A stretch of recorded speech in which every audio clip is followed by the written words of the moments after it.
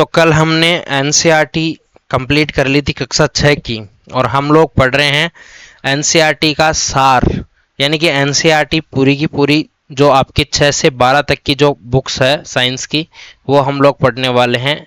और इस दौरान हम लोगों ने जो है कक्षा 6 जो है वो क्या कर ली है, पूर्ण कर ली है।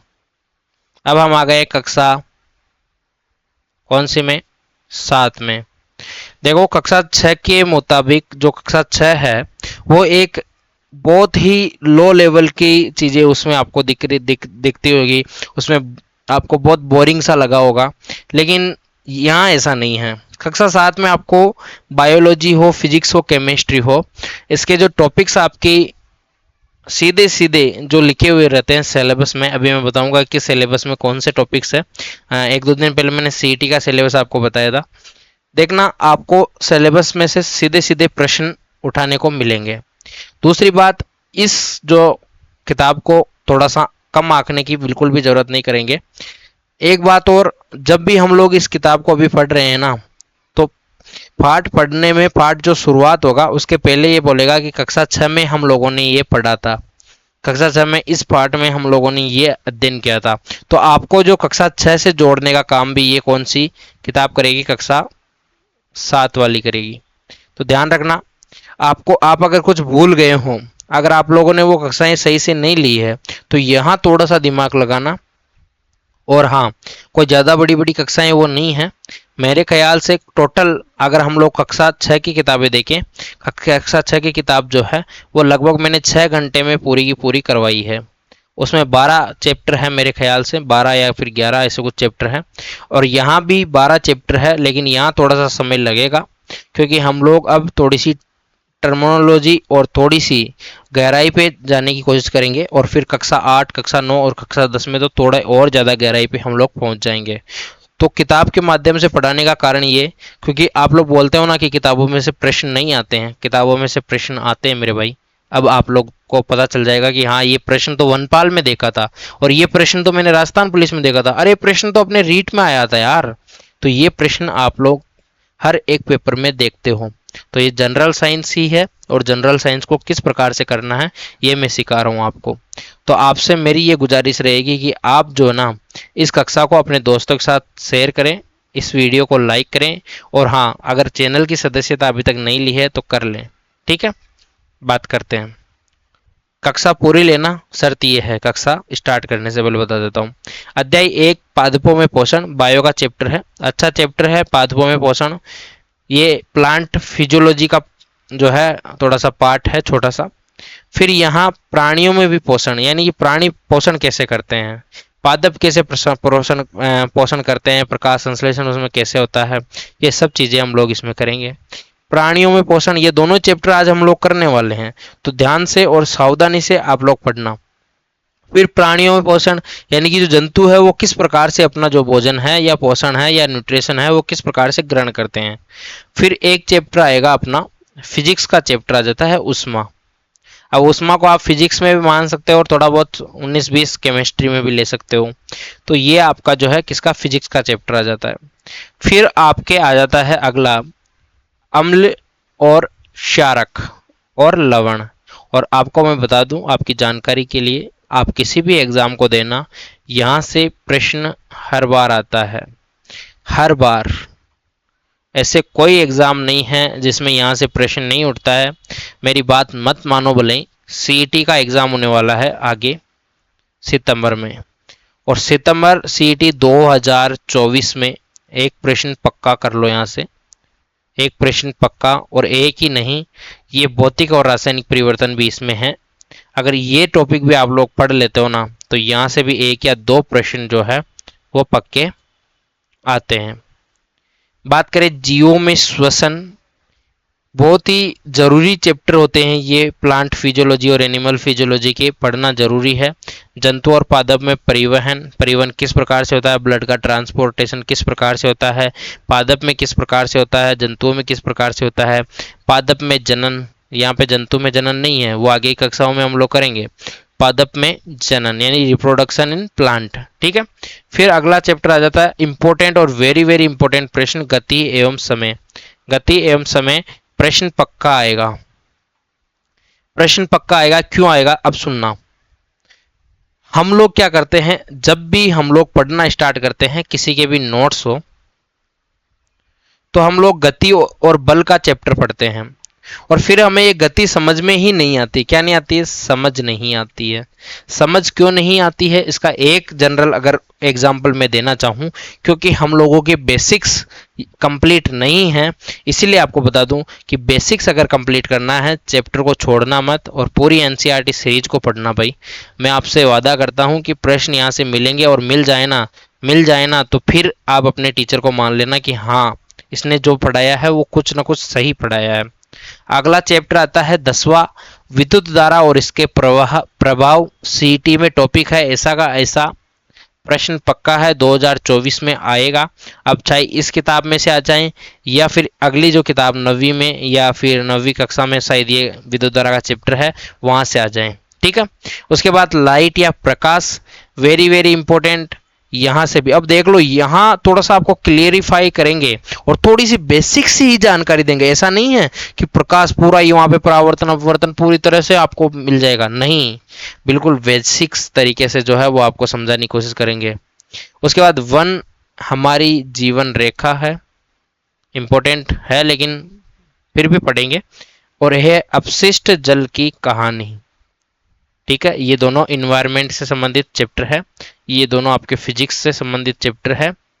3 चैप्टर आपके फिजिक्स, 3 से 4 चैप्टर फिजिक्स के, 1-2 चैप्टर आपके, 2 चैप्टर आपके रसायन के और 3-4 चैप्टर आपके किसके, बायोलॉजी के। तो अब स्टार्ट करें, सभी कमेंट में लिख दो स्टार्ट। दूसरी बात, इसको मैं बिल्कुल जो कक्षा 6 में जिस तरीके से मैंने पढ़ाया था, मुश्किल से 6 घंटे में मैंने पूरा करवा दिया था। यहाँ ऐसा नहीं होगा, यहाँ कम से कम टाइम लगेगा आपको 12 से 13 घंटे। तो अगर इतनी हिम्मत है आप में तो जुड़ के रहना। ठीक है, क्या आप लोग पढ़ सकते हो 12 से 13 हावर्स? ये आप पे निर्भर करेगा, मेरे पे नहीं। क्योंकि मुझे पता है आप में से कोई भी एक ऐसा बंदा नहीं होगा जिसने ये कक्षाएं आराम से सॉरी ये जो किताबें हैं वो पढ़ी हो। क्योंकि हम जब बच्चे थे ना, तब हम भी कबड्डी खेलने जाते थे, ये नहीं पढ़ते थे। तो इसीलिए मैं आपको बोल रहा हूँ कि हम इसको बड़ी शिद्दत से पढ़ने वाले हैं, आराम से और धीरे पढ़ने वाले हैं।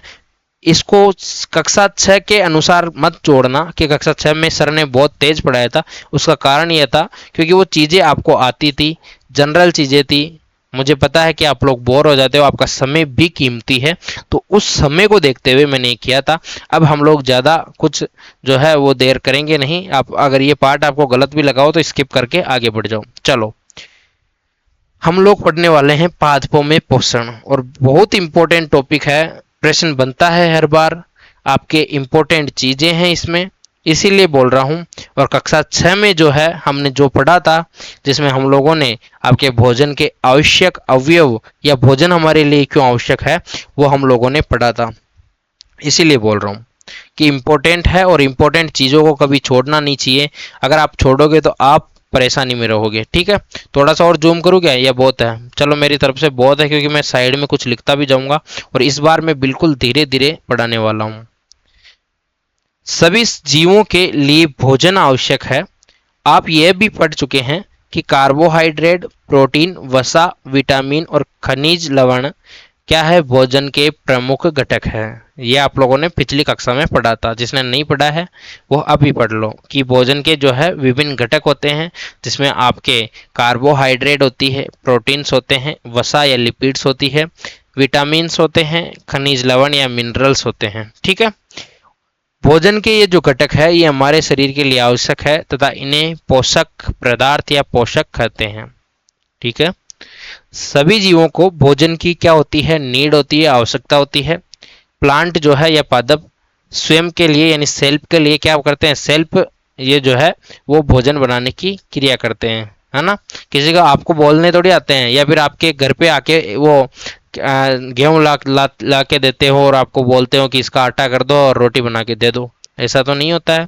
प्लांट अपना भोजन स्वयं बनाते हैं, परंतु मानव सहित कोई भी प्राणी अपना भोजन स्वयं नहीं बना सकता। अब आप बोलोगे मैं कह तुम्हारी मम्मी बनाओ सा, नहीं, आपकी मम्मी बनाती होगी भोजन, लेकिन आप तो पकाते हो भोजन।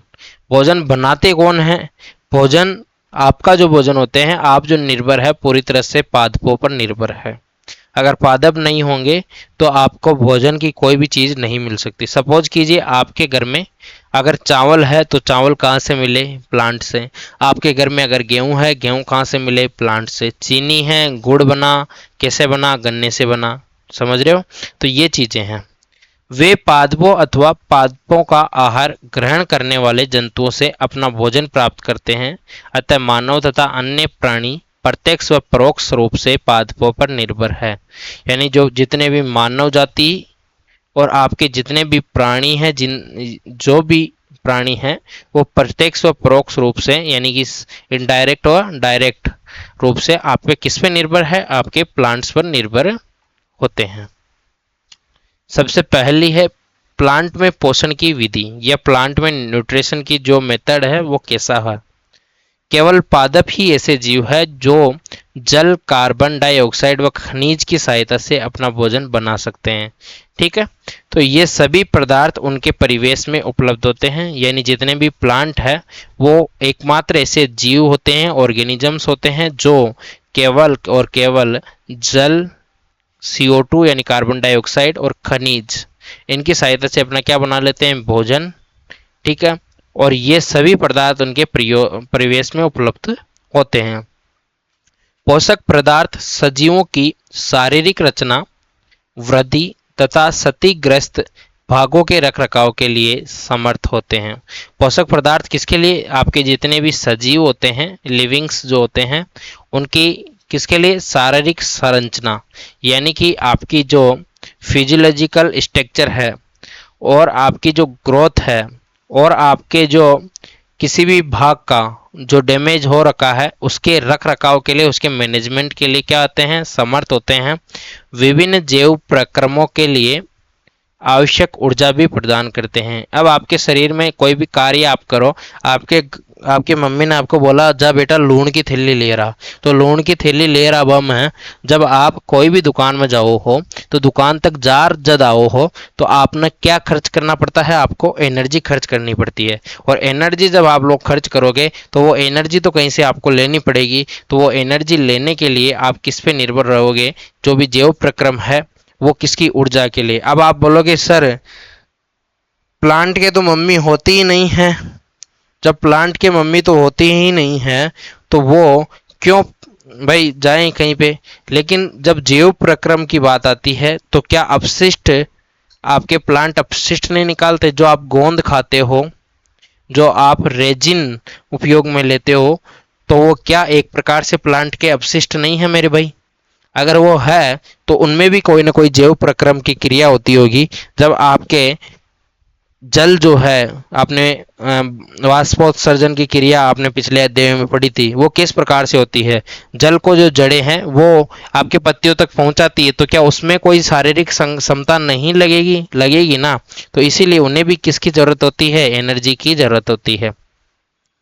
सजीवों द्वारा भोजन ग्रहण करने व इसके उपयोग की विधि को क्या कहते हैं? पोषण या न्यूट्रेंट कहते हैं। ठीक है, पोषण की वह विधि, अब देखो इंपॉर्टेंट लाइन आ गई है। पोषण की वह विधि या फिर जो आपकी न्यूट्रिशन की जो मेथड है जिसमें जो भी ऑर्गेनिज्म है वो अपना भोजन या फूड जो है वो स्वयं संश्लेषित या फिर सिंथेसिस करता है, वह स्वपोषण कहलाता है। ठीक है, यानी स्वपोषी क्या होता है? स्वपोषी या स्वपोषण, जिसमें पोषण की वह विधि हो जिसमें जो ऑर्गेनिज्म है वो अपने फूड को जो है वो खुद ही जो है वो क्या करें? संश्लेषित करें, तो उसे हम क्या कहेंगे? आपके स्वपोषी कहेंगे। अतः ऐसे पादपों को क्या कहते हैं? स्वपोषी कहते हैं। जंतु एवं अधिकतर अन्य जीव पादपों द्वारा संश्लेषित भोजन ग्रहण करते हैं, उन्हें विषमपोषी कहते हैं। जो आपके क्या होते हैं? पादप के अलावा जितने भी जीव होते हैं वो जीव पादपों द्वारा जो संश्लेषित भोजन होता है उसको ही ग्रहण करते हैं, इसलिए उन्हें विषमपोषी कहते हैं। चलो आगे, अब हम पूछ सकते हैं कि पादपों की खाद्य फैक्ट्रियां कहाँ स्थित है? क्या भोजन पदार्थों पादप के सभी भागों में निर्मित होता है अथवा केवल कुछ विशेष भागों में। पादप अपने परिवेश की जो कच्ची सामग्री है वो किस प्रकार प्राप्त करते हैं। खाद्य फैक्ट्रियों तथा उनका स्थानांतरण किस प्रकार होता है। प्रकाश संश्लेषण पादप में खाद्य संश्लेषण का प्रक्रम यानी फोटोसिंथेसिस, या फिर प्लांट में जितने भी प्रकार के आपके फूड का जो सिंथेसिस होता है उसका प्रोसेस क्या है। पत्तियां पादप की खाद्य फैक्ट्रियां हैं, यानी इन्होंने पत्तियों क्या बोला है, प्लांट की जो खाद्य फैक्ट्री है वो बोला है। अतः सभी कच्चे माल मतलब कच्चे पदार्थ जो है पत्तियों तक पहुंचने चाहिए। जब भाई कच्चा माल अभी आपके घर में गन्ना पैदा हुआ और गन्ने को जब तक आप लोग कहाँ नहीं भेजोगे, किसी फैक्ट्री में नहीं भेजोगे, अगर फैक्ट्री में नहीं भेजोगे तो क्या उसका क्या गुड़ बन जाएगा, क्या क्या उसकी शक्कर बन जाएगी, क्या नहीं बनेगी ना। तो भेजने के लिए जो प्लांट है, प्लांट की जो खाद्य फैक्ट्री होती है वो क्या होती है, आपके पत्ती होती है। जब आपके पत्ती जो है वो खाद्य फैक्ट्री होती है तो फिर हम लोग ये क्यों नहीं कर सकते कि उस जो खाद्य आपके पदार्थ है उसको हम लोग उस फैक्ट्री तक पहुंचाएं। मृदा में उपस्थित जल तथा खनिज जड़ द्वारा अवशोषित किए जाते हैं, यानी जल और जो खनिज है वो किसके द्वारा अवशोषित करते हैं, जड़ अवशोषित करती है तथा तने के माध्यम से पत्तियों तक पहुंचाए जाते हैं।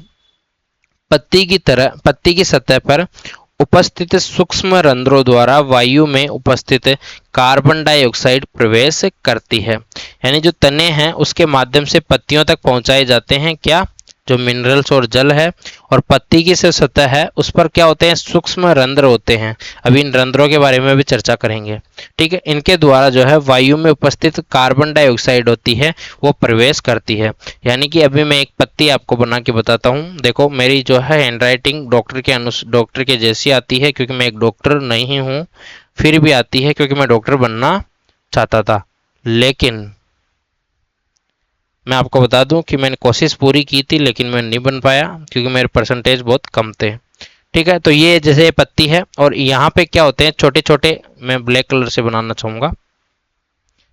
मैं क्या आजकल नया नया शौक लगा है मुझे, इसलिए मैंने अपनी जो पूरी अलमारी है ना, मतलब क्या बोलते हैं, इस टेबल के सामने जितने भी, वो मैंने आजकल नीले पीले पन्नों से भर रखी है। नोट्स लिखता हूँ मैं खुद के, वो आपको बताऊंगा मैं और आपको दूंगा भी, ठीक है। लेकिन वो तब दूंगा जब मेरे 10 के हो जाएंगे, और 10 के आप लोग करवा दोगे ना, मतलब आपको वो नोट्स, शॉर्ट नोट्स और इतने प्यारे, मजा आ जाएगा, वो दूंगा आपको, ठीक है। तो उसके लिए आपको क्या करना पड़ेगा, लाइक भी करना पड़ेगा, पूरा भी देखना पड़ेगा, समझ रहे हो ना, ठीक है। तो बात करें ऐसे इस प्रकार से, यहाँ क्या होते हैं, सूक्ष्म रंध्र होते हैं। रंध्र की संरचना कुछ इस प्रकार से होती है, एक बार मैं बता देता हूँ आपको, थोड़ा सा डीप ही चलते हैं। जो रंध्र है इस प्रकार से कुछ रंध्र होता है, ठीक है। ये कुछ रंध्र इसमें होता है, इसके द्वारा क्या प्रवेश करती है, CO2, ठीक है। CO2 इसमें क्या होगी, प्रवेश होगी। चलो आगे बढ़े। अब देखो कुछ और बातें हम लोग कर लेते हैं। आपने देखा होगा कि इमारतें ईंटों से बनती है, इसी प्रकार सजीवों द्वारा बहुत ही इंटरेस्टिंग चीज जो कि बहुत बड़े बड़े टीचर्स इसका उदाहरण लेते हैं कि इमारतें किससे बनती है, ईंटों से बनती है। और इसी प्रकार जो है सजीवों का जो शरीर है वो सूक्ष्म इकाई से बना होता है, और वो जो सूक्ष्म इकाई होती है वो सेल या कोशिका होती है। क्या होती है, सेल, ठीक है। अब जो सेल है उस जो सेल को जो है वो किसके द्वारा देखे जाते हैं, सूक्ष्मदर्शी। अब यहाँ पे आपकी जानकारी के लिए मैं बता दूं, अब ये सेल तो क्या है कि मेरे से बहुत ज्यादा वाकिफ है क्योंकि मैं सेल को बहुत पढ़ना पसंद करता हूँ। ये जो सूक्ष्मदर्शी है, इससे सेल को सबसे पहले देखा था रॉबर्ट हुक ने, और कब देखा था प्यारे मित्रों, 1665 में, ठीक है। दूसरी बात, इन्होंने जो सेल देखी थी वो सेल थी मृत, और इसकी जो शेप थी ना वो थी षटभुजाकार। और इन्होंने एक पुस्तक लिखी इस पे, और पुस्तक का नाम था माइक्रोग्राफिया। फिर जीवित कोशिका जो है, जीवित कोशिका की जो खोज की थी वो ल्यूवेन हॉक ने की थी।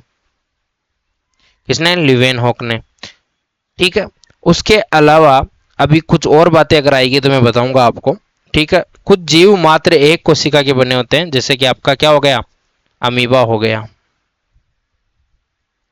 ठीक है। कोशिका एक पतली बाह्य संरचना द्वारा घिरी रहती है जिसे कोशिका झिल्ली कहते हैं। यानी कि एक कोशिका है, अब ये देखो यहाँ पे ये एक सेल है, और सेल जो है इसके बाहर एक पतली एक झिल्ली होती है, उसे कोशिका झिल्ली कहेंगे। और इसको इंग्लिश में बोलते हैं दोस्तों सेल मेम्ब्रेन या प्लाज्मा मेम्ब्रेन। अब मैं पीएम से लिख रहा हूँ इसको, पीएम या प्लाज्मा मेम्ब्रेन। ठीक है। इसमें केंद्र इसमें जो केंद्र में स्थित एक सुस्पष्ट संरचना होती है उसे केंद्रक कहते हैं। ये देखो ये क्या होते हैं, केंद्रक होते हैं। ये केंद्रक है आपके, ये जितने भी अलग अलग कोशिकाएं हैं ये केंद्रक है। और इसमें जो है केंद्रक चारों ओर जेली के समान एक पदार्थ से घिरा होता है, उसे कोशिका द्रव्य या साइटोप्लाज्म कहते हैं।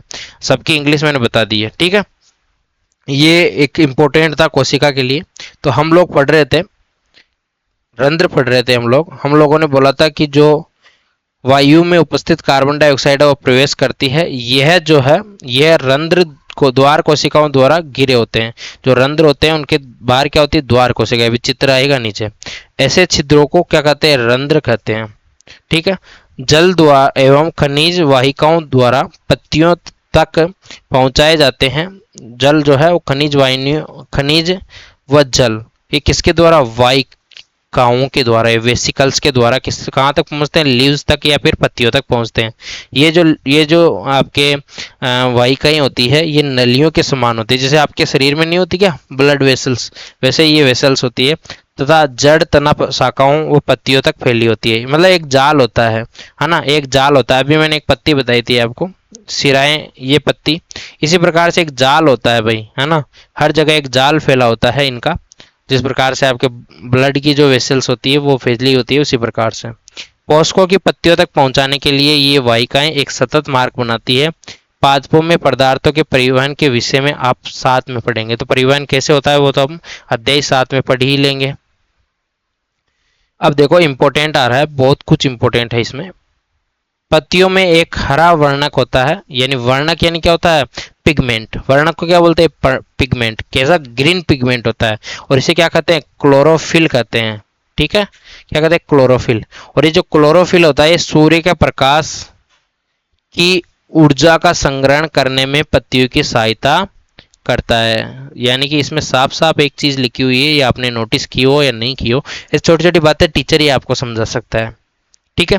तो जो पत्तियां हैं उनका कलर, उनमें जो है एक कलर होता है ग्रीन कलर का, और इसे हम लोग जो है पिगमेंट बोलते हैं। और ये जो पिगमेंट है और इसको क्या बोलते हैं, क्लोरोफिल, या इसको हिंदी में बोलते हैं पर्णहरित। ठीक है। अब ये जो क्लोरोफिल है ये सूर्य के प्रकाश, यहाँ पे लिखा हुआ है सूर्य के प्रकाश। अगर आपको प्रश्न देके पूछ लें कि यहाँ मैंने एक पौधा लगाया हुआ है, क्या लगाया हुआ है, पौधा। मान लो ये कोई एक आपके जो है प्लांट का पॉट है, और यहाँ पे मैंने क्या लगाया, एक प्लांट लगाया है। क्या लगाया है, प्लांट लगाया है। ये कोई एक प्लांट है मान लो। ठीक है।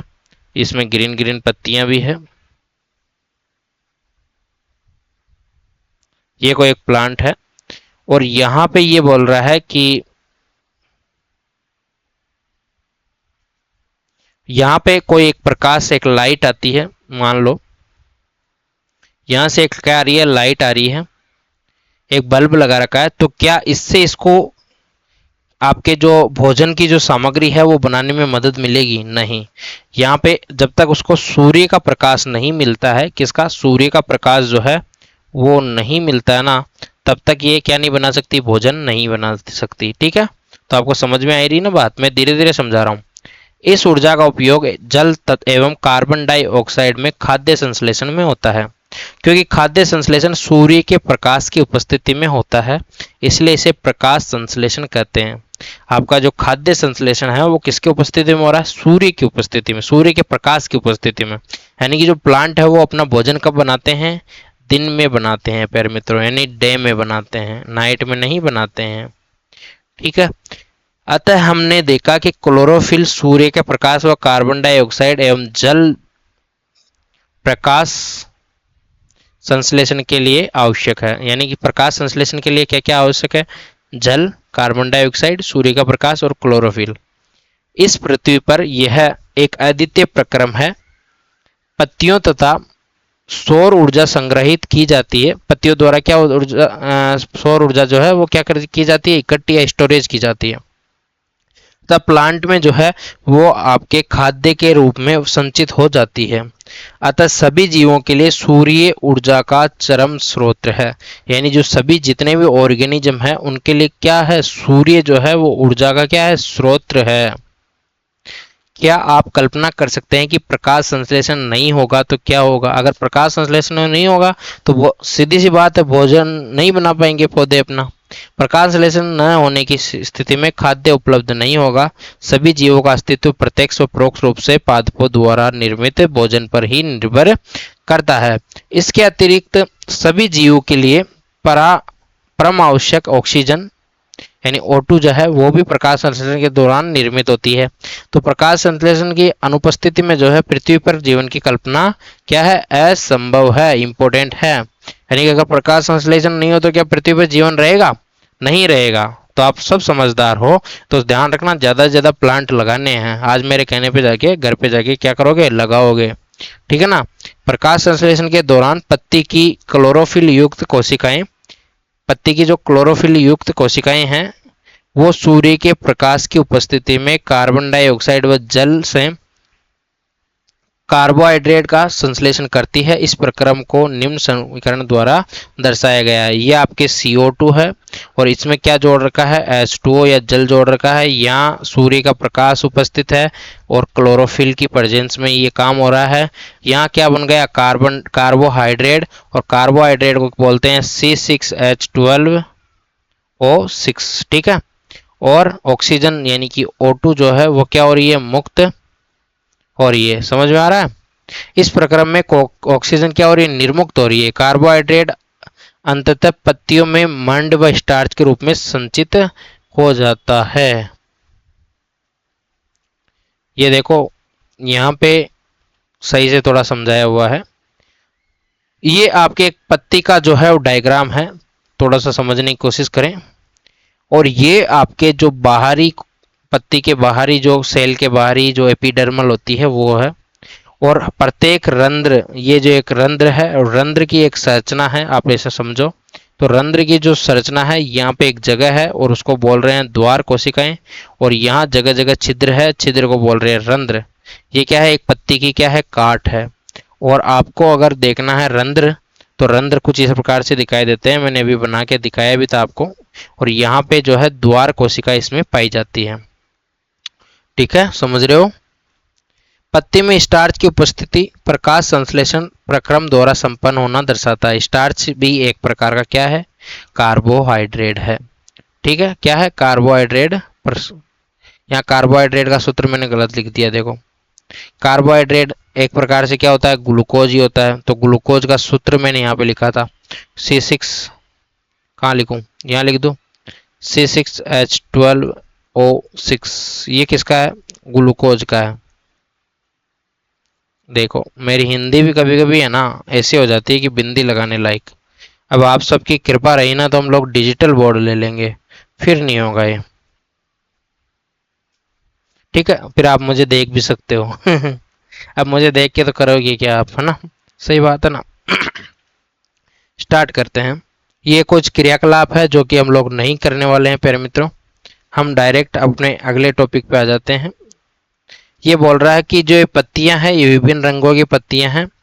इनमें क्लोरोफिल होता है जिसके कारण ये हरी दिखाई देती है। शैवाल भी प्रकाश संश्लेषण द्वारा, यानी जो एल्गी है, शैवाल को क्या बोलते हैं? एल्गी बोलते हैं। और एल्गी क्या किसके द्वारा? फोटोसिंथेसिस के द्वारा अपना क्या है? भोजन स्वयं बनाते हैं। तो एक ऑर्गेनिज्म भी है प्लांट के अलावा, ठीक है, इसलिए उनको जो है प्लांट में भी रखा गया है। पादपों में कार्बोहाइड्रेट के अतिरिक्त अन्य खाद्यों का संश्लेषण।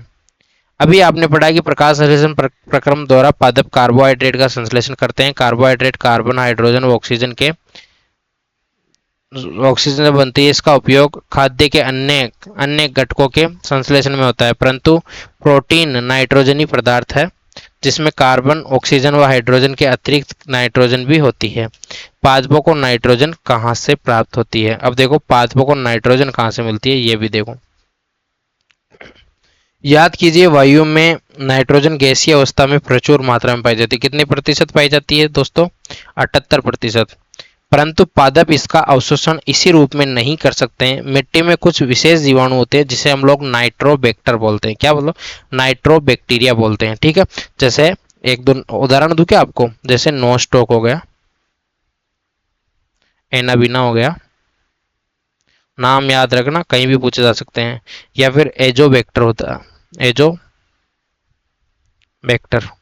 ठीक है, तो ये क्या करते हैं? नाइट्रोजन जो होती है ना वातावरणीय, उसको जो है वो चेंज कर देते हैं। ठीक है, जो गैसीय नाइट्रोजन को उपयोगी यौगिक में परिवर्तित कर मृदा में निर्मुक्त कर देते हैं। यह विलेय पदार्थ पादप द्वारा जल के साथ अवशोषित कर लिए जाते हैं। संभवतः आपने देखा होगा किसान अपने खेतों में उर्वरक खाद डालते हैं जिसमें नाइट्रोजन पदार्थ प्रचुर मात्रा में होते हैं। इस प्रकार अन्य संगठकों के साथ पादपों को नाइट्रोजन की पूर्ति भी हो जाती है। इसके पश्चात जो है पादप खाद्य के अन्य संगठकों जैसे प्रोटीन और वसा का संश्लेषण करते हैं। पादपों में पोषण की अन्य विधियां कौन कौन सी विधियां हो सकती है? ये देखो, कुछ जो प्लांट है वो ऐसे भी होते हैं जिसमें क्या नहीं पाया जाता है? क्लोरोफिल एब्सेंट होता है। अब वे क्या करते हैं? भोजन संश्लेषित नहीं कर सकते हैं। सही बात है, क्या नहीं कर सकते हैं? भोजन संश्लेषित नहीं कर सकते हैं। अब भोजन संश्लेषित नहीं कर सकते हैं तो क्या करेंगे? जीवित कैसे रहेंगे? तो वे पोषक किस प्रकार प्राप्त करेंगे? मनुष्य एवं अन्य प्राणियों की तरह ये पादप भी अपने पोषण के लिए अन्य पादपों अथवा निर्मित खाद्य पर निर्भर होते हैं। ये विषम पोषी प्रणाली का उपयोग करते हैं। ठीक है, जैसे मतलब कि दूसरे पौधों पर जो है वो ये क्या करते हैं? वो आश्रित रहते हैं दूसरे चीजों पे। ठीक है, दूसरे प्राणियों पे। क्या आपको एक वृक्ष के तने शाखाओं में लिपटी हुई रस्सी नुमा पीले रंग की संरचना दिखाई देती है? ये अमरबेल का पादप है। अमरबेल के बारे में सुना आपने? बहुत ही कष्टकुटा अमरबेल। ठीक है, इसमें क्लोरोफिल नहीं पाया जाता, यानी क्लोरोफिल किसमें एब्सेंट होता है? अमरबेल में एब्सेंट होता है क्या? क्लोरोफिल। ठीक है, और ये जो है अपना भोजन उस पादप से प्राप्त करते हैं जिस प्रकार से ये आरोहित होते हैं, जिस पर ये आरोहित होते हैं। यानी कि ये एक प्रकार की परजीवी है। क्या बोलते हैं इसको? परजीवी बोलते हैं। वह पादप परपोषी कहलाते हैं। मतलब कि अगर कोई प्लांट से अपना भोजन ले रहा है तो उसे परपोषी कहेंगे, और अगर ये उसी पे अटका हुआ है और उसी पे आश्रित है, उसी प्लांट पे, तो देखो ये नीचे आपको अमरबेल दिखाई दे रही है, ये अमरबेल है, ये पीले कलर की, और ये अमरबेल जो है इसको पूरा परेशान कर देती है पौधे को, ध्यान रखना। इसलिए हम लोग क्या करते हैं? अमरबेल को काट देते हैं, और ना, तो ये कोई अपने फायदे नुमा नहीं है, फायदे के लिए नहीं होती अमरबेल। ये नहीं अमरबेल, ये नहीं अमर होती है, जहाँ थोड़ा सा टुकड़ा काट के पटक दोगे वहीं उग जाएगी। ठीक है, क्योंकि अमरबेल जैसे पादप परपोषी को अमूल्य पोषक से वंचित करते हैं, इन्हें परजीवी कहते हैं। क्या हम एवं अन्य जंतु भी एक प्रकार से के परजीवी है? इस पर विचार करना चाहिए। अध्यापक से भाई मेरे से पूछ लेना, मैं बता दूंगा। क्या आपने ऐसे पादपों को देखा है अथवा उनके विषय में सुना है जो जंतुओं का भक्षण करते हैं? बिल्कुल सही बात है। अभी देखना, बहुत इंपॉर्टेंट चीज आ रही है। कुछ ऐसे पादप भी है जो कीटों को पकड़ते हैं। अब देखो, है ना, और उन्हें क्या कहते हैं? उन्हें पचा जाते हैं। यह विस्मयकारी नहीं है। ऐसे पौधे हरे अन्य किसी रंग के हो सकते हैं। पादप को देखिए, इसके घड़े के समान दिखाई देने वाली संरचना वास्तव में पत्ती का रूपांतरित भाग है। पत्ते का शीर्ष भाग घड़े का ढक्कन बनाता है और घड़े के अंदर अनेक रोम होते हैं जो नीचे की ओर ढलके रहते हैं, अर्थात अधोमुखी होते हैं। जब कोई कीट घड़े में प्रवेश करता है तो ये उसके रोमों के, ये देखो, ये पिक्चर प्लांट है, घटपर्णी पादप या पिक्चर पादप इसे बोलते हैं। इस प्रकार से होता है। यहां से कोई कीट गया, जैसे बनाना तो नहीं आता, ये मान लो पादप हो गया, ये प्लांट, ये कीट गया यहाँ पे, अंदर जाएगा और पच जाएगा। तो ध्यान रखना, आपको नहीं पचा सकता लेकिन छोटे छोटे कीटों को पचा लेता है। बीज पच जाता है, गड़े में उपस्थित पाचक रस द्वारा कीटों का पाचन हो जाता है। कीटों का भक्षण करने के लिए ऐसे जो पादप होते हैं कीट भक्षी पादप कहलाते हैं। क्या कहलाते हैं? कीट भक्षी पादप कहलाते हैं। विनस फ्लाई ट्रैप व सनड्यू कीट भक्षी पादपों के दो उदाहरण हैं। दोनों ध्यान रखना। एक तीन उदाहरण ध्यान रखना, मैं यहाँ पे लिख देता हूँ और आप भी लिख लेना। कौन से पादप? कीट भक्षी, कीट भक्षी, कीट भक्षी पादप कौन कौन से होते हैं? एक तो इन्होंने बोला विनस फ्लाई ट्रेप,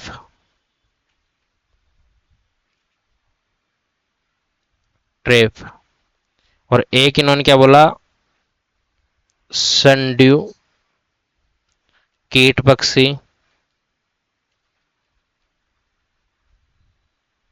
सनड्यू बोला, सनड्यू कीट पक्षी नहीं है, सनड्यू है। और एक आपके कौन सा हो गया? पिक्चर प्लांट या घटपर्णी। कौन सा? घटपर्णी, घटपर्णी। अब हैंड राइटिंग तो ऐसी आएगी, आप लोग समझ लो, ठीक है। क्या यह संभव है कि इस प्रकार के पादपों को मृदा में वे पोषक नहीं मिल पाते जिनकी इन्हें आवश्यकता है? अब आगे आता है मृतजीवी। आपने बाजार में मशरूम या छत्रक बिकते हुए देखा होगा, बहुत महंगी आती है मशरूम, और प्रोटीन का बहुत बड़ा सोर्स है। किसका? प्रोटीन का। बहुत बहुत ऐसे मान लो कि बहुत ज़रूरी है आपके शरीर के लिए, खाइया करिए। मैंने आज दिन तक ट्राई नहीं किया क्योंकि हमारे मैडम को पसंद नहीं आता है, और वो बोलती है मशरूम तो बहुत बेकार लगती है मुझे दिखने में। अब मैं उससे पूछता हूँ, भाई आपने कभी खाया क्या? कि नहीं मैंने तो कभी नहीं खाया। तो आपको पता ही नहीं है, कभी नहीं खाया तो फिर क्या है भाई, मुझे तो खाने दो। हाँ, तो आज बोलूँगा उनको कि मेरे लिए बनाए, ठीक है। वर्षा के दिनों में वृक्षों की सड़ी गली टूटी टहनियाँ अथवा तने या छाल पर छाते के समान संरचनाओं के गुच्छे भी आपने देखे होंगे। आइए देखिए जीवन यापन हेतु एक किस प्रकार के पोषकों की आवश्यकता होती है, वे उन्हें कहाँ से प्राप्त होते हैं। मैंने आपको पहले बोला था बड़ा होने वाला है, तो इस प्रकार से मशरूम होती है, डब्बे में पैक होती है, बढ़िया धो के और बना के खाओ, बहुत अच्छी लगेगी, ठीक है। ब्रेड एक का एक टुकड़ा लेकर इसे जल में भिगो लें। इसे किसी नम व उष्ण स्थान पर 2-3 दिन के लिए रख दीजिए अथवा उस समय तक रखा रहने दीजिए जब तक कि उस पर रोएं जैसी संरचनाएं न दिखाई देने लगे। ये डब्बे किस रंग के? किसी आवर्धक लेंस तथा सूक्ष्मदर्शी की सहायता से इसका अवलोकन करिए। जब आप मेरी क्लास में आओगे तो मैं आपको बताऊंगा, ठीक है। तो उसके लिए थोड़ा सा बजट नहीं है अपने पास, तो वो बनाने के लिए आप लोग मेरी हेल्प करना। ये जीव कवक अथवा फंजाई कहलाते हैं। क्या कहलाते हैं? कवक और फंजाई, ठीक है। इनकी आपने फंगस का नाम सुना है? फंगस, तो ये फंगस ही होती है। और कवक। पोषण प्रणाली अथवा पोषण विधि भिन्न प्रकार की होती है। ये मृत विघटनकारी वस्तुओं की सतह पर कुछ पाचक रसों का स्त्राव करते हैं तथा उसे साधारण व विलय के रूप में परिवर्तित कर देते हैं। तत्पश्चात वे इस विलयन का भोजन के रूप में अवशोषण करते हैं। इस प्रकार के पोषण प्रणाली को, जिसमें जीव किसी मृत व विघटित जैविक पदार्थों के पोषक तत्व प्राप्त करते हैं, मृत जीवी पोषण कहलाते हैं। क्या कहलाते हैं? मृत जीवी। मृत जीवी किन्हें कहते हैं? ये भी आपने पढ़ा। जो क्या करते हैं, अपने भोजन को जो है वो किसी मृत एवं विघटित पदार्थ से क्या करें? पोषक तत्व प्राप्त करें, उसे मृतोपजीवी या मृत जीवी कहते हैं। कवक अचार आपने देखा होगा, आपके जो अचार का जो होता है उसको तेल से ज़्यादा इसलिए भरा जाता है ताकि वो नुकसान नहीं हो, ठीक है। तो कई बार आपने देखा होगा कि अचार में क्या लग जाती है? फंगस, और फिर आप नहीं खाते, मैं मन न खाऊं, है ना, ऐसे करते हो ना, तो वही वाली बात है। अचार चमड़े, कपड़े व अन्य पदार्थों पर उगते हैं। ये उन स्थानों में भी उगते हैं जो नम व उष्ण हो। कवकों की वृद्धि के लिए वर्षा ऋतु एवं अच्छी परिस्थिति प्रदान करती है। इसी कारण वर्षा ऋतु के दौरान अनेक वस्तुएं कवकों की वृद्धि के कारण नष्ट व अनुपयोगी हो जाती है। अपने अभिभावकों से कवक द्वारा होने वाले नुकसान की चर्चा करिए, जाके करना भाई, है ना। सामान्यतः कवकों के बीजाणु वायु में उपस्थित होते हैं। जब वे किसी ऐसे पदार्थ अथवा उत्पाद पर बैठते हैं जो नम व उष्ण हो। कैसा हो? नम या मॉइस्चर हो या उष्ण हो, तो वे अंकुरित होकर नए कवक को जन्म देते हैं। अभी मैं आपको बताना चाहूँगा कि हमारे यहाँ पे चली गई है लाइट, और सामने गार्डन में बहुत सारे बच्चे, हो सकता है कि आपको उसकी आवाज़ आ रही हो, थोड़ी सी इग्नोर करना, अपन पढ़ने वाले बच्चे हैं, ठीक है, अब वो चुप नहीं होंगे जब तक लाइट नहीं आएगी तब तक, और लाइट आते ही वो ऐसे चिल्लाने वाले हैं, तो थोड़ा सा ध्यान रखना। ठीक है, आगे बात करते हैं। कुछ जीव एक दूसरे के साथ है तथा अपना आवास व पोषक तत्व एक दूसरे के साथ बांटते हैं, सहजीवी संबंध कहते हैं। यानी कि बहुत सारे जीव है वो आपस में जुड़े होते हैं। जैसे कि कुछ कवक जो है वो वृक्षों की जड़ों में रहते हैं, वृक्ष कवक को पोषण प्रदान करते हैं, बदले में जल व पोषक के अवशोषण में सहायता मिलती है। वृक्ष के लिए इस संबंध का विशेष महत्व है। अब आपको एक प्लांट का नाम बताऊंगा, लाइकेन। लाइकेन जो है वो दो भागीदार, कुछ जीवों में दो भागीदार होते हैं। इसमें से एक क्या होता है, शैवाल, और दूसरा क्या होता है, कवक। शैवाल में क्लोरोफिल उपस्थित होता है, जबकि जो कवक है उसमें क्लोरोफिल नहीं पाया जाता है। तो कवक शैवाल को रहने का स्थान देता है, जल, आवास व पोषक तत्व उपलब्ध कराता है। इस बदले में जो है शैवाल जो है वो प्रकाश संश्लेषण द्वारा संश्लेषित खाद्य कवक को देता है। यानी जो शैवाल और कवक है ना, एल्गी और जो फंजाई है, ये दोनों के बीच की जो योजक कड़ी है वो क्या है, लाइकेन है। ठीक है, तो इन्हें लाइकेन कहते हैं। समझ रहे हो। अब लाइट वापस आ गई है, आवाज फिर से आएगी आपको।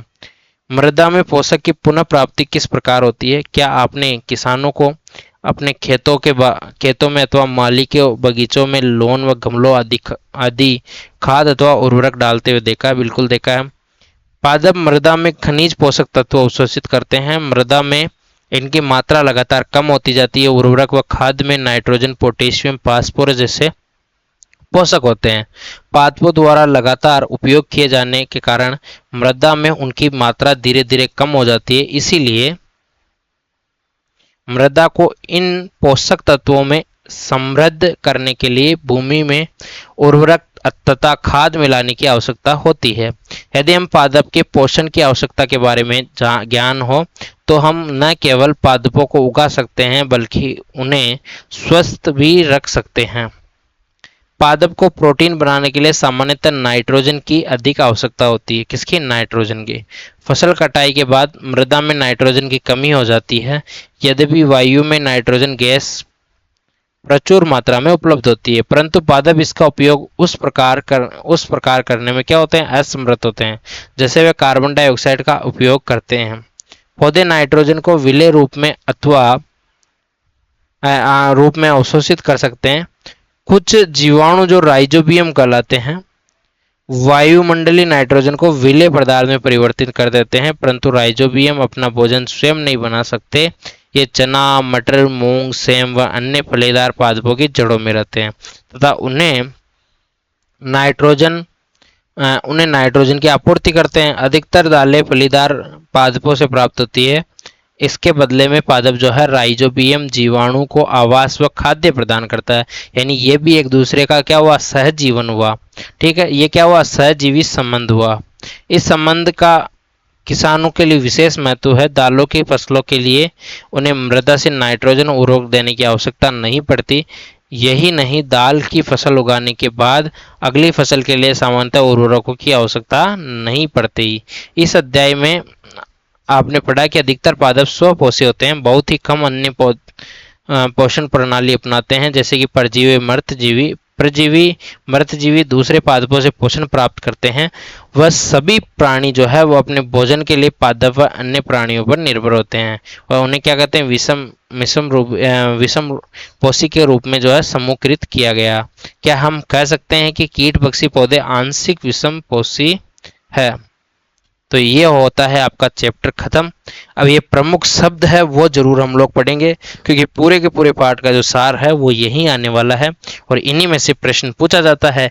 मैं बता रहा हूँ कि प्रश्न पक्का है, प्रश्न आएगा आएगा आएगा, लिख दिया है मैंने। ठीक है, मोस्ट है। अब बात करें प्रमुख शब्द की। स्वपोषी क्या होता है? जो अपने भोजन स्वयं बनाते हो। क्लोरोफिल क्या होता है?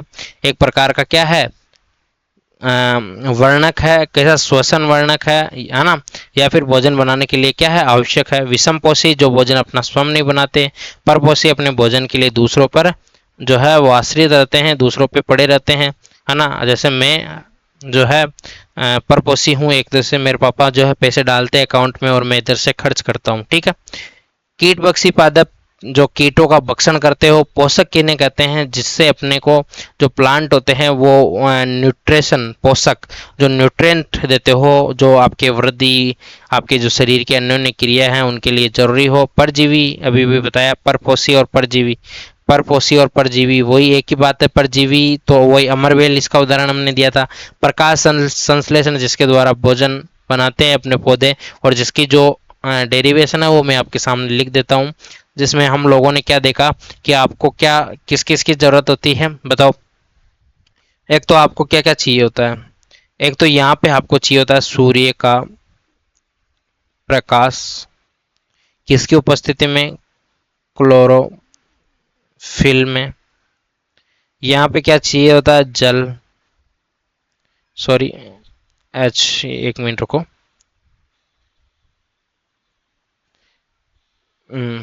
यहाँ चाहिए H2O प्लस क्या चाहिए, CO2, दोनों को मिला के, और यहाँ पे क्या बन रहा है, कार्बो हाइड्रेट, और यहाँ पे O2 जो है वो निष्कासित हो रही है। बाकी मृत जीवों पे जो है, जैसे एल्गी फंजाई, ठीक है, मृत जीवों पे आश्रित हो। रंध्र किसे कहते हैं, जो आपके किसका अवशोषण कर सके, CO2 का, ठीक है। सहजीवी संबंध आपस में, जैसे आपके किसका किसका, कवक का, और किसका किसका पढ़ा अपन ने, फंजाई का। क्या कहा इसको अपन ने, लाइकेन कहा, ठीक है। एक हम लोगों ने पढ़ा किसका, जो दाल या फलीदार जो पौधे होते हैं उसका, और आपको राइजो, एक मिनट देखो, कभी कभी क्या हिंदी में मैं गलत लिख देता हूँ, राइजोबियम, ये भी क्या है, एक दूसरे का सहजीवी संबंध है। कवक क्या होते हैं वो आपको हमने पढ़ाया। सभी जीवों को खाद्य की आवश्यकता होती है, जिसका उपयोग वो अपनी वृद्धि, शरीर के रखरखाव के लिए आवश्यक ऊर्जा प्राप्त करने के लिए करते हैं। हर एक प्लांट जो है वो प्रकाश संश्लेषण प्रक्रम द्वारा अपना भोजन जो है, खाद्य स्वयं संश्लेषित करते हैं। हर एक प्लांट जो है वो कार्बन डाइऑक्साइड, जल, खनिज लवण जैसे सरल रासायनिक पदार्थों का उपयोग खाद्य संश्लेषण के लिए करते हैं। प्रकाश संश्लेषण के लिए क्लोरोफिल व सूर्य का प्रकाश जो है अनिवार्य रूप से आवश्यक है। कार्बोहाइड्रेट जैसे जटिल रासायनिक पदार्थ प्रकाश संश्लेषण के लिए उत्पाद है। प्रकाश संश्लेषण के प्रक्रम में क्लोरोफिल की सहायता से पत्तियों द्वारा सौर ऊर्जा का संचय किया जाता है। प्रकाश संश्लेषण में ऑक्सीजन उत्पादित होती है। इस ऑक्सीजन का उपयोग जो है वो सभी जीवों द्वारा उसके उत्तरजीविता के लिए किया जाता है। कवक अपना जो पोषण है वह मृत एवं अपघटित जैव पदार्थों से प्राप्त करते हैं, वे मृत कहलाते हैं। अमरबेल जैसे पदार्थ पादप जो है वो परजीवी है, वे परपोषी द्वारा अपना भोजन जो है प्राप्त करते हैं, परपोषी पादप से अपना भोजन प्राप्त करते हैं। कुछ पादप व अन्य जीव अपने पोषण हेतु दूसरों पर निर्भर होते हैं, अतः क्या कहलाते हैं, विषम पोषी कहलाते हैं। बाकी अभ्यास प्रश्न है, इनको भी हम लोग किसी दिन करेंगे अगर आप लोग कहोगे। अब देखो अमरबेल उदाहरण है किसका, परजीवी का, और कीटों को पकड़ने के लिए अपना आहार बनाने वाले पादप का नाम गठपर्णी व पिक्चर प्लांट, दोनों प्रश्न है, और ये मोस्ट प्रश्न है, डायरेक्ट क्वेश्चंस पूछा जाता है दोनों का। अमरबेल तो कई बार पूछा गया है, इसलिए मैं बता रहा हूँ आपको कि आप लोग जो है लगातार मेरे साथ जुड़े रहें। आज हमने एक चैप्टर पूरा कर लिया, अगर आप कहो तो आगे भी पढ़ें। पहले मैं देख लेता हूँ कितने मिनट की क्लास हुई है, 48 मिनट की हुई है। एक चैप्टर और पढ़ते हैं, ठीक है। तो 1.5 घंटे की एक कक्षाएं रोज की रहेगी अपने, जिसमें 2 चैप्टर रहेगा लगभग। तो लगभग अपने 13 चैप्टर कब तक हो जाएंगे वो आप लोग देख लो, 7 या 8 दिन में। तो राखी के पहले पहले आपके 7वीं कक्षा की किताब पढ़ाने की जिम्मेदारी में कोशिश करूंगा, ताकि आपके सीईटी में जो है वो काम में आए, ठीक है। सीईटी को देख के ही पढ़ा रहा हूँ भाई, जैसे मत बोलना कि कुछ भी पढ़ा रहे हो सर, ठीक है। चलो स्टार्ट करते हैं अगले चैप्टर को बिना किसी देरी के। और अभी तो 9 बजने वाली है रात की। देखो बहुत मेहनत करते हैं हम लोग आपके लिए, लेकिन अगर आप लोग हमारे लिए कुछ नहीं करते हो तो फिर थोड़ा अच्छा नहीं लगता, ये गलत बात है ना। देख माँ का तो एक ही रिवाज है, जी याद दो, ई याद दो और ई याद ले हो। तो सब्सक्राइबर दो और अच्छी अच्छी चीज़ें लो। तो आज हम अगला चैप्टर पढ़ने वाले हैं। चैप्टर का नाम है प्राणियों में पोषण। इससे पहले का जो चैप्टर था वो क्या था, पादपों में पोषण। किसमें? पादप में। क्या पढ़ा? पोषण। किस प्रकार से पढ़ा? पादपों में जो भोजन है वो कैसे प्राप्त हुआ? प्रकाश संश्लेषण से। ठीक है, प्रकाश संश्लेषण की जो डेरिवेशन है वो मैंने आपको बताई। उसमें आपके क्या होता है? CO2 होता है, H2O होता है, और क्या होता है? सूर्य का प्रकाश, क्लोरोफिल, और क्या बनाता है? कार्बोहाइड्रेट। तो यह मैं क्यों लिख रहा हूँ पता है आपको? अभी आपके एक और डेरिवेशन बताने वाला हूँ। चलो स्टार्ट करते हैं। अगर आप तक यहाँ तक पढ़ रहे हो ना, तो मतलब आप लोग बिल्कुल सीरियस स्टूडेंट हो। और मैं आपको बता दूं कि अगर आप लोग कहो तभी हम लोग आगे चलेंगे। आप लोगों में अगर कुछ क्योरी रहे कमेंट करना, कल वापस बताई जाएगी। इसलिए मैं आपको बोल रहा हूँ, आराम से पढ़ा रहा हूँ, धीरे धीरे पढ़ा रहा हूँ। थोड़ा सा मैं पानी पी लेता हूँ और फिर उसके बाद मैं स्टार्ट करता हूँ। थोड़ा पानी पी लेता हूँ मैं, 1 मिनट। चलिए स्टार्ट करते हैं।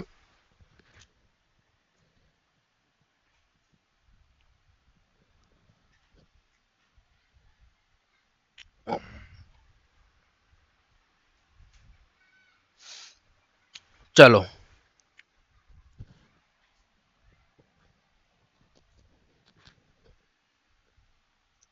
चलो अध्याय 1 में आपने क्या पढ़ा था कि पादप पोषण अपना, पादप जो है अपना भोजन प्रकाश संश्लेषण द्वारा स्वयं बना सकते हैं, परंतु प्राणी ऐसा नहीं कर सकते हैं।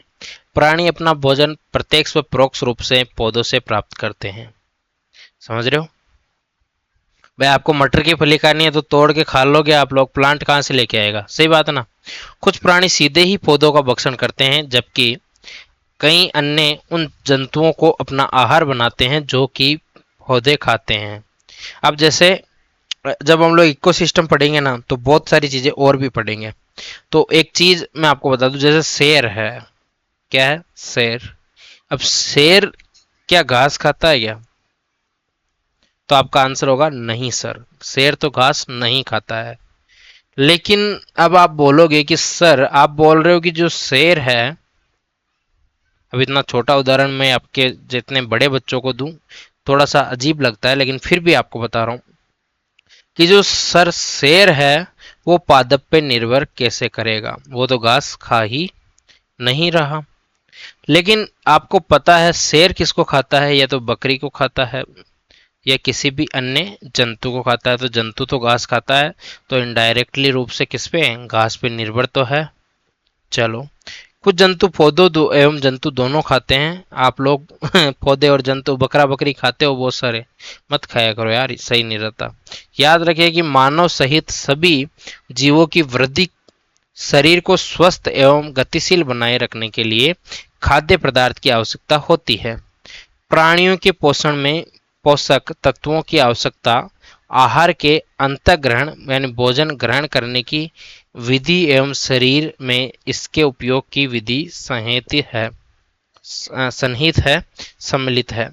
आप कक्षा 6 में क्या कर चुके हो? पढ़ चुके हो कि खाद्य भोजन के अनेक संगठक से है, और उनके नाम जो है वो आप लोग यहाँ लिखोगे। कार्बोहाइड्रेट हो गया, वसा हो गया, सब ठीक है। कार्बोहाइड्रेट जैसे कुछ संगठक जटिल पदार्थ है ना, ये क्या होते हैं? माइक्रो न्यूट्रिएंट होते हैं। क्या होते हैं? Micro nutrient. और ये क्या होते हैं? जटिल पदार्थ होते हैं, है ना। तो डायरेक्ट इसको हम लोग क्या नहीं कर सकते? ऑब्जॉर्प्शन नहीं कर सकते हैं, या शरीर में जो है अवशोषण नहीं कर सकते हैं, या पाचन इसका नहीं कर सकते हैं। तो इसके लिए हमें पाचन की आवश्यकता होती है, यानी डायरेक्ट हम लोग इंजेक्ट करेंगे तो फिर दिक्कत होगी। तो जटिल पदार्थों का उपयोग सीधे ही रूप में नहीं कर सकते, यानी कार्बोहाइड्रेट को सीधा नहीं ले सकते हैं। तो कार्बोहाइड्रेट लेने के लिए उसको तोड़ना पड़ेगा। ठीक है, अतः उन्हें सरल पदार्थों में बदलना आवश्यक है। जो पार्ट जो आप लोग पढ़ते हो ना, ग्लाइकोजन किस में टूट रहा है, ग्लूकोज कैसे टूट रहा है, आप बोलते हो ना कार्बोहाइड्रेट का किससे कैसे होगा, तो वो चीज़ें हम लोग यहाँ पढ़ने वाले हैं। इसीलिए बोल रहा हूँ आराम से और धैर्य से। जटिल खाद्य पदार्थों का सरल पदार्थों में बदलना क्या कहलाता है? बताओ। टूटना या विखंडन कहलाता है, और इस प्रक्रम को पाचन कहते हैं। यानी कि पाचन भी हम लोग यहाँ पढ़ने वाले हैं। इसको थोड़ा सा मिटा देता हूँ मैं। घास और बकरी समझ में आ गई होगी आपको। चलिए, अपना पहला जो चैप्टर है वो है खाद्य अंतःकरण की विभिन्न विधियां। भोजन के अंतःकरण की विधि विभिन्न जीवों में भिन्न भिन्न होती है। मधुमक्खी, मरमर पक्षी, जिसको हम लोग हमिंग बर्ड बोलते हैं, वो पौधों का क्या चूसते हैं? मकरंद चूसते हैं। मकरंद, ठीक है, जो कि शहद होता है, जिसको आप लोग जैसे जहरीले जानवर जो है बेचारी मधुमक्खी को उड़ा के खा जाते हो, उसको कौन चूसता है? आपकी मधुमक्खी चूस के इकट्ठा करती है, ठीक है। मानव एवं कुछ अन्य जंतुओं में शिशु माँ का दूध पीते हैं। अजगर जैसे सर्प वंश के प्राणी अपने शिकार को समूचा ही निगल जाते हैं। कुछ जलीय प्राणी अपने आसपास के पानी में तैरते हुए खाद्य कणों को छानकर उसका भक्षण करते हैं। ठीक है, अब मैं क्रियाकलाप नहीं पढ़ूंगा, अभी ध्यान रखना, लेकिन ये एक अद्भुत सत्य है और यूनिवर्सल ट्रुथ है। ये बहुत जरूरी चीज है, इसको हम लोग जरूर पढ़ेंगे, आपको काम में आएगी। स्टार फिश, जिसको हम लोग तारा मछली कहते हैं, इस प्रकार की होती है। कैल्शियम कार्बोनेट के कठोर कवच वाले जंतु का आहार करती है। जिसमें क्या पाया जाता है? कठोर आवरण कैल्शियम कार्बोनेट का, उसको पाचन कर लेती है। कवच खोलने के बाद ये अपने मुख से अपना अमाशय बाहर निकालती है। देखो कितनी जरूरी चीज है। वह जंतु के कोमल भागों को खाती है, अमाशय वापस शरीर में चला जाता है और आहार धीरे धीरे पचता है। बहुत महत्वपूर्ण है भाई, बहुत ज्यादा इंपॉर्टेंट। ठीक है, लिख रहा है कि खाद्य अंतःकरण की विधियां उन विधियों का विवरण लिखने में सहायक है जिनमें जंतु भोजन का अंतःकरण करते हैं। अब इंपॉर्टेंट आ जाता है मानव पाचन तंत्र। बहुत बहुत इंपॉर्टेंट और मोस्ट कर लेना इसको, ठीक है। और इसको हम लोग बड़े लेवल पे भी पढ़ेंगे, तो जितना मुझे एक्स्ट्रा आता है ना, वो मैं यहाँ थोड़ा थोड़ा एक्स्ट्रा बताऊंगा, ज़्यादा एक्स्ट्रा नहीं बताऊंगा आपको, है ना। और अगर आप भाग गए ना, तो सबको कसम लगेगी अपने अपने काका की। कौन से काका की? रामपाल काका की। तो ध्यान से पढ़ना, ठीक है। हम अपने मुख द्वारा भोजन का अंतःग्रहण करते हैं, इसे पचाते हैं, फिर इसका उपयोग करते हैं। आहार का बिना पचा भाग मल के रूप में निष्कासित किया जाता है। क्या आपने कभी यह जानने का प्रयास किया है कि शरीर के अंदर भोजन का क्या होता है? भोजन एक सतत नली से गुजरता है जो मुख गुहा में से प्रारंभ होकर गुदा तक जाता है। इस नली के विभिन्न भागों में बांट सकते हैं। कौन कौन से भागों में? मुख गुहा, ग्रास नली, ग्रसिका, अमाशय, सुद्रांत, छोटी आंत बोलते हैं उसको, वृहदात्र, बड़ी आंत बोलते हैं, जो मलाशय से जुड़ी होती है, और मल द्वार व गुदा। क्या ये बहुत लंबा मार्ग नहीं है? ये सभी मार्ग मिलकर क्या बनाते हैं? आहार नाल। इसको हम लोग एलिमेंट्री कनाल बोलते हैं, ठीक है, एलिमेंट्री कैनाल बोलते हैं, एसी इसको शॉर्ट में बोलते हैं। इसका निर्माण करते हैं। जैसे जैसे भोजन विभिन्न भागों से गुजरता है, उसके विभिन्न घटकों का पाचन भी क्रमिक रूप से होता है। अमाशय की आंतरिक भित्ति, शुद्रांत तथा आहार नाल से संबंध विभिन्न ग्रंथियों जैसे लार ग्रंथि, यकृत, अग्नाशय पाचक रस स्रावित करती है। पाचक रस जटिल पदार्थों को उनके सरल रूप में बदलता है। आहार नाल एवं संबंध जो ग्रंथियां हैं वो मिलकर पाचन तंत्र का निर्माण करती है। यानी अगर मैं कहूं कि पाचन तंत्र में क्या होता है, तो पाचन तंत्र में दो चीजें होती है। एक तो होता है आहार नाल, जिसे हम लोग क्या करते हैं? एलिमेंट्री कनाल, जिसे मैं ऐसे लिख रहा हूँ। और एक हमारी क्या होती है? पाचक ग्रंथियां, जिसे हम लोग क्या बोलते हैं? डाइजेस्टिव ग्लैंड, जिसको मैं डीजी लिख रहा हूँ, ठीक है। डाइजेस्टिव ग्लैंड का निर्माण अब देख लो, एक मैं थोड़ा सा डायग्राम आपको समझाई देता हूँ, थोड़ा सा इसके लिए इसको थोड़ा सा नीचे कर लेता हूँ, 1 मिनट रुको। दिख रहा है ना? यहाँ से ऊपर तो कुछ वैसे भी नहीं है, ठीक है। ये यहाँ है आपका मुख्य गुहा। मुख्य गुहा अब मैं थोड़ा सा शॉर्ट में समझाने की कोशिश करता हूँ। ये देखो, यहाँ से जो स्टार्ट हो रही है ना, मैं एक आपको लाइन ड्रॉ करके दिखाता हूँ, थोड़ा समझने की कोशिश करना। समझने की चीज यही है, ये आपके यहाँ से स्टार्ट होती है, ये आपके मुख गुहा होती है, जहाँ पे आपके पूरा पूरा मुख होता है, ये मुख गुहा है। यहाँ पे लार ग्रंथियां है, लाल लार नहीं, लार लार ग्रंथियां हैं। और लार ग्रंथियों के बाद यहाँ आती है ग्रसिका, जिसे हम लोग क्या कहते हैं? इसोफेगस, ठीक है। उसके बाद आपके आ जाती है क्या? ये जो भोजन है वो अमाशय में आ जाता है। भाई भोजन आपने यहाँ से खाया, मुख गुहा में आपकी क्या होती है? मुख गुहा में आपके क्या होता है? बताओ। मुख गुहा में एक तो आपके टीथ होते हैं, टीथ होते हैं, एक क्या होती है, टंग होती है,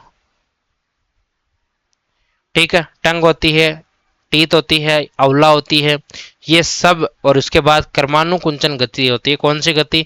कर्मानुकुंचन गति होती है। और इसके द्वारा ग्रसिका में भोजन जाता है। ग्रसिका के बाद अमाशय में यानी कि स्टोमक में भोजन जाता है। स्टोमक से भोजन जो है वो आपके कहाँ जाता है? बड़ी आंत में।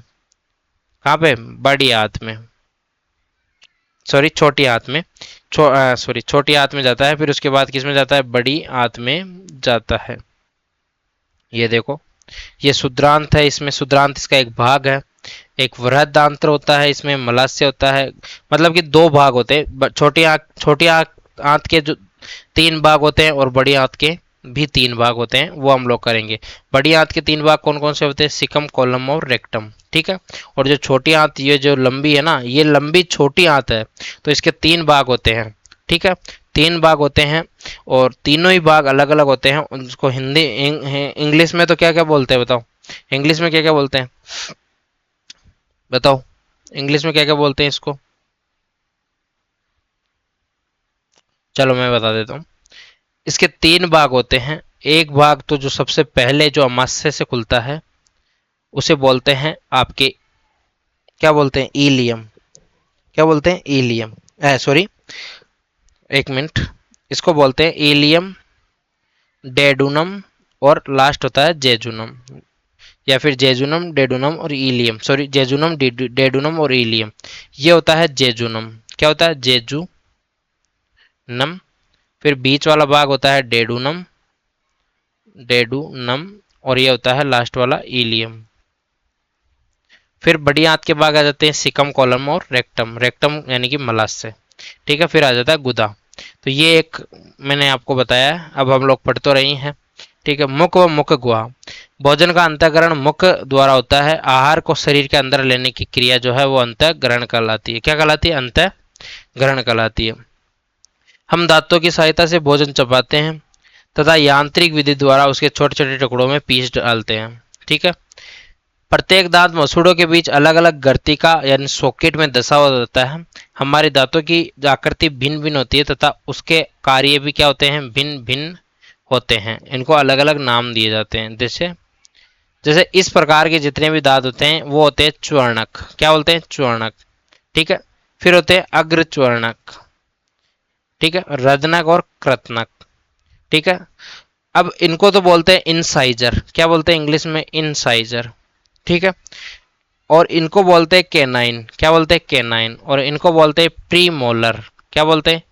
Pre molar. और इनको बोलते हैं मोलर। तो ये 4 प्रकार के दांत होते हैं जिनके अलग अलग काम होते हैं।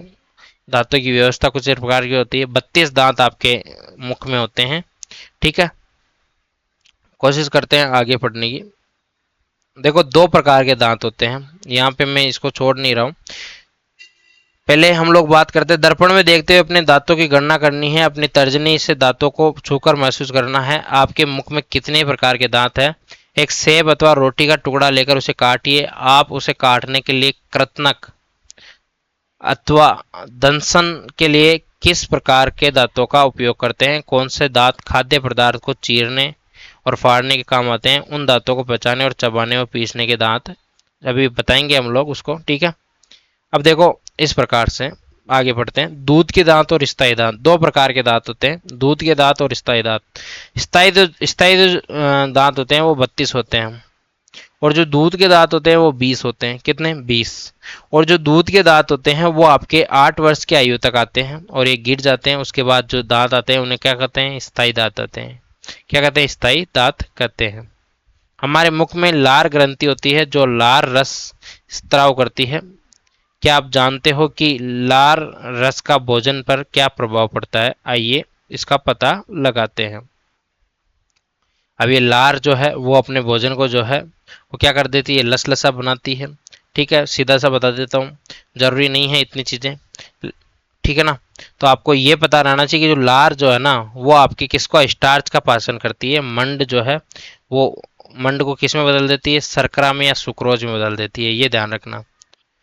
जीभ जो है वो एक मांसल पेशी अंग है जो पीछे की और मुख गुहा के अधर तल से जुड़ी होती है। इसका अग्र भाग स्वतंत्र होता है और किसी भी दिशा में मुड़ सकती है आपकी जीभ। और क्या आपको जीभ जो है उसके कार्य ज्ञात है? हम बोलने के लिए जीभ का उपयोग करते हैं। इसके अतिरिक्त ये भोजन में लार जो है उसको मिलाने का काम करती है तथा निगलने में से सहायता करती है। जीभ द्वारा हमें भोजन के स्वाद का पता चलता है। जीभ पर क्या होती है? स्वाद कलिकाएं होती है, जिनकी सहायता से हम विभिन्न प्रकार के स्वादों का पता लगाते हैं। ठीक है, ये कुछ आगे आपको जो है कुछ चीज़ें दी हुई है जिसमें आपको पता चलेगा कि किस प्रकार से चीज़ें होती है। अब भोजन नली ग्रसिका की बात कर लेते हैं, मुख गुहा के बाद में हम लोग। निगला हुआ जो ग्रास नली व ग्रसिका में जाता है निगला हुआ भोजन, और उसे क्या कहते हैं? बोलस कहते हैं। ठीक है, ग्रसिका गले व वक्ष से होती हुई जाती है। ग्रसिका की भित्ति के संकुचन से भोजन नीचे की ओर सरकता जाता है। वास्तव में संपूर्ण आहार नाल संकुचित होती रहती है तथा यह गति जो है भोजन को नीचे की ओर क्या करती है? धकेलती है। कभी कभी हमारा आमाशय खाए हुए भोजन को स्वीकार नहीं करता है, फलस्वरूप वमन या उल्टी द्वारा इसे बाहर निकाल दिया जाता है। ऐसी घटना याद करनी है जब भोजन के बाद आपने वमन किया हो। इसके कारण विषय में सोचिए भाई, कितने कोई भी कारण हो सकता है, या तो ज़्यादा आपने खा लिया हो। ठीक है, तो ये आपका भोजन है, ये ग्रसिका है। ग्रसिका के द्वारा कहाँ चला गया भोजन? अमाशय में चला गया। अब अमाशय जो है वो मोटी भित्ति वाला एक क्या होता है? थैली नुमा रचना होती है, जो क्या होता है? जे आकार का होता है तथा आहार नाल का सबसे चौड़ा भाग है। ठीक है, ये एक और ग्रसिका से दूसरी ओर कृषिका से खाद्य प्राप्त करता है तथा दूसरी ओर कैसे? शुद्रांत में खुलता है। किसमें? शुद्रांत में। ठीक है, अमाशय का आंतरिक स्तर जो है वो श्लेष्मक हाइड्रोक्लोरिक अम्ल व पाचक रस का स्त्राव करता है। यानी कि यहाँ से क्या निकलता है? HCl निकलता है, HCl। ठीक है, श्लेष्म अमाशय के आंतरिक स्तर को सुरक्षा प्रदान करता है। अम्ल अनेक ऐसे जीवाणु को नष्ट करता है जो भोजन के साथ वहां तक पहुंच जाते हैं। साथ ही यह माध्यम को अम्लीय बनाता है, जिससे कि पाचक रसों की क्रिया करने में सहायता मिलती है। पाचक रस प्रोटीन को सरल पदार्थों में क्या कर देता है? विघटित कर देता है। अब शुद्रांत की बात। शुद्रांत जो है 7.5 लंबी अत्यधिक कुंडलित नली है ना, शुद्रांत, या फिर इसको छोटी आंत बोलते हैं। यह यकृत व अग्नाशय से स्त्राव प्राप्त करती है। इसके अतिरिक्त इसकी भित्ति जो है कुछ स्त्रावित करती है। ठीक है, यकृत गहरे लाल भूरे रंग की ग्रंथि है जो उधर के ऊपरी भाग में दाहिनी ओर अवस्थित होती है। यह शरीर की सबसे बड़ी ग्रंथि है और पित्त रस का स्त्रावित करती है, जो एक थैली में संग्रहित होता है। इसे पित्ताशय कहते हैं। यानी पित्ताशय क्या करता है? पित्त रस का या बाइल जूस जो है उसका स्त्रावण करता है। पित्त रस जो है वो वसा के पाचन में महत्वपूर्ण है। तो पित्त रस क्या काम करता है? आपके लिपिड का जो है वो पाचन करेगा। अग्नाशय हल्के पीले रंग की जो है बड़ी ग्रंथि होती है, जो कि अग्नाशय के आमाशय के ठीक नीचे होती है। अग्नाशयिक रस कार्बोहाइड्रेट प्रोटीन पर क्रिया करता है और इनको जो है उनके सरल रूप में परिवर्तित कर देता है। आंशिक रूप से पचा हुआ भोजन जो है अब शुद्रांत के निचले भाग में पहुंचता है, जहां आत्र रस पाचन क्रिया को पूर्ण कर देती है। कार्बोहाइड्रेट शर्करा, सरल शर्करा जैसा कि ग्लूकोज में परिवर्तित हो जाता है। वसा अम्ल व ग्लिसरॉल में प्रोटीन जो है वो एमिनो अम्ल में परिवर्तित हो जाता है। अब शुद्रांत में क्या होगा? अवशोषण होगा। कैसे होगा? पचा हुआ जो भोजन है वो अवशोषित होकर शुद्रांत की भित्ति के में स्थित रुधिर वाहिकाओं में चला जाता है। जैसे शुद्रांत की कोई नली है, यहाँ पे छोटी छोटी रुधिर वाहिकाएं होगी और इनमें जो है वो अवशोषित हो जाता है। ठीक है, इस प्रक्रम को क्या कहते हैं? अवशोषण कहते हैं। क्या कहते हैं? अवशोषण या एब्जॉर्प्शन। ठीक है, शुद्रांत की जो आंतरिक भित्ति है, इंटरनल मेम्ब्रेन जो है, उन पर अंगुली के समान क्या होती है? उभरी हुई रचना होती है। इसे दीर्घ रोम या रसांकुर कहते हैं। क्या आप अनुमान लगा सकते हैं कि दीर्घ रोम की आंत्र में क्या भूमिका होगी? दीर्घ रोम जो है वो पचे हुए भोजन के अवशोषण हेतु तल क्षेत्र को बढ़ा देता है। प्रत्येक दीर्घ रोम में सूक्ष्म रुधिर वाहिकाओं का जाल फैला रहता है। दीर्घ रोम की जो सतह है उससे पचे हुए भोजन का अवशोषण होता है तथा यह रुधिर वाहिकाओं में चला जाता है। अवशोषित पदार्थों का स्थानांतरण रुधिर वाहिकाओं द्वारा शरीर के विभिन्न भागों तक पहुंच जाते हैं, जहां उनका उपयोग जटिल पदार्थों में बनाने में किया जाता है। इस प्रकार इस प्रक्रम को स्वांगीकरण कहते हैं। क्या कहते हैं? स्वांगीकरण कहते हैं। कोशिकाओं में उपस्थित ग्लूकोज का विघटन ऑक्सीजन की सहायता से कार्बन डाइऑक्साइड एवं जल में हो जाता है और ऊर्जा मुक्त होती है। भोजन का वह भाग जिसका पाचन नहीं हो पाता है अथवा अवशोषण नहीं होता है वृहद आंत्र में भेज दिया जाता है। यानी जिस भोजन का पाचन नहीं होगा या अवशोषण नहीं होगा उसको क्या भेज दिया जाता है? वृहद आंत्र में। वृहद आंत्र क्या होता है? यानी बड़ी आंत। वृहद आंत्र क्षुद्रांत की अपेक्षा छोटी व चौड़ी होती है। चौड़ी व क्या होती है? छोटी होती है। और इसकी साइज क्या होती है? 1.5 मीटर लंबी। साइज भी याद रखना है ना। इसका मुख्य कार्य क्या होता है? जल एवं कुछ लवणों का अवशोषण करना होता है। बचा हुआ अपचित पदार्थ जो है वो मलाशय में यानी रेक्टम में चला जाता है तथा अर्धठोस मल के रूप में समय समय पर जो है वो हम क्या करते हैं? इसका निष्कासन कर देते हैं और बाहर निकाल देते हैं। इसका क्या कहते हैं? निष्कासन की प्रक्रिया कहते हैं। ठीक है। घास खाने वाले जंतुओं में पाचन कैसे होता है ये देखो। क्या आपने गाय भैंस व घास खाने वाले शाकाहारी अन्य जंतुओं को देखा है? वे उस समय भी लगातार जुगाली करते रहते हैं जब वे ना खा रहे हो।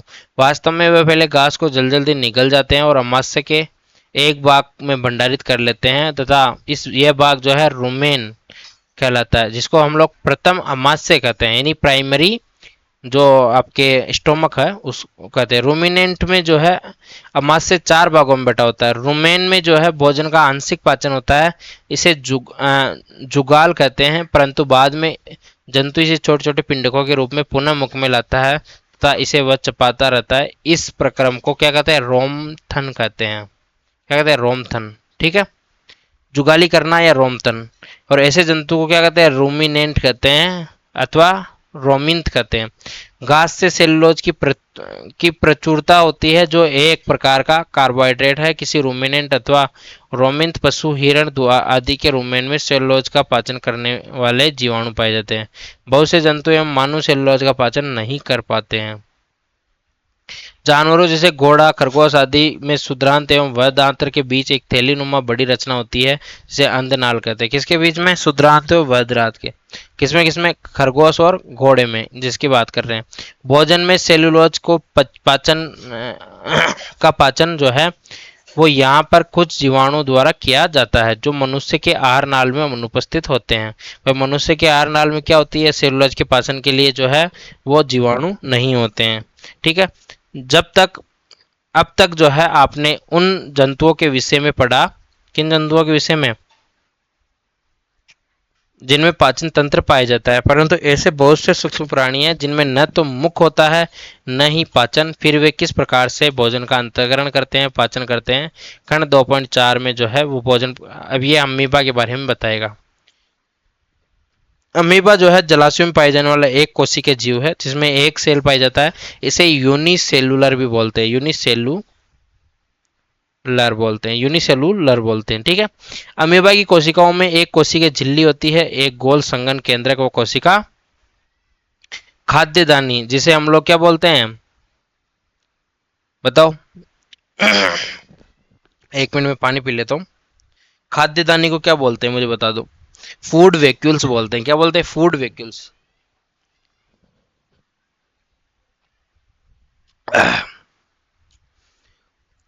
खाद्यदानी में ही क्या होते हैं? पाचक रस, यानी कि जो डाइजेस्टिव जूस होता है वो यहाँ स्त्रावित होता है। खाद्य पदार्थ पर क्रिया करके उन्हें सरल पदार्थों में बदल देते हैं। पचा हुआ खाद्य धीरे धीरे अवशोषित होता है।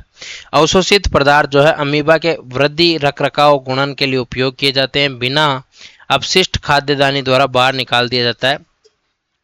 भोजन के पाचन का आधारभूत प्रक्रम सभी प्राणियों में समान है, जिसमें खाद्य पदार्थ सरल पदार्थों में परिवर्तित किए जाते हैं एवं क्या होती है? ऊर्जा यहाँ से मुक्त होती है। अगले अध्याय में आप जो है आंत्र द्वारा अवशोषित खाद्य पदार्थ का शरीर के अन्य भागों में स्थानांतर विषय में पढ़ेंगे। जो अगले अध्याय आएंगे उनमें हम लोग पढ़ेंगे। ठीक है। ये अपना जो है पूरा का पूरा चैप्टर खत्म होता है। अब कुछ प्रमुख शब्द है जिनके बारे में आप लोग जो है चर्चा करेंगे और कमेंट में देखो, ये अब मैं आपके लिए क्वेश्चन दे रहा हूँ। ठीक है। कमेंट में सभी के बारे में एक एक करके लिखोगे। सभी लिखोगे, आपकी सभी की जिम्मेदारी बनती है। रोमेन किसे कहते हैं, रोमिनेंट किसे कहते हैं, तभी तो मुझे पता चलेगा कि आपको कितना याद हुआ है। ठीक है। अब देखो ये पढ़ लेते हैं। जंतु पोषण में पोषण आवश्यकताएं, भोजन अंतःकरण की विधियां एवं शरीर में इनका उपयोग सम्मिलित है।